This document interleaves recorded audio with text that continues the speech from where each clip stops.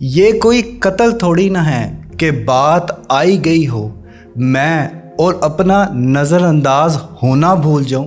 अस्सलाम वालेकुम ख्वातीन व हज़रात, मैं हूं हारून इकराम, relationship and mental wellness coach, और मैं अपने सालों के एक्सपीरियंस से आपको बता रहा हूँ कि हर नार्सिसिस्ट आपको कंट्रोल करने के लिए, आपको काबू करने के लिए कुछ साइकोलॉजिकल टैक्टिक यूज़ करता है, जिसमें से आज एक टैक्टिक पे हम बात करेंगे और वो है silent treatment. Silent treatment narcissist लोगों का एक ऐसा हथियार होता है जिसमें वो आपको चुप करके सज़ा देते हैं, कोई बात नहीं करते, कोई वजाहत नहीं देते, किसी भी तरह का कोई गिला शिकवा शिकायतें नहीं करते। वो सिर्फ और सिर्फ खामोश रहते हैं और उनकी खामोशी सबसे बड़ा जहर होती है। विकीपीडिया पे साइलेंट ट्रीटमेंट की डेफिनेशन है कि silent treatment is the refusal to communicate with someone who is trying to communicate and एक्सप्लिट अ रिस्पॉन्स।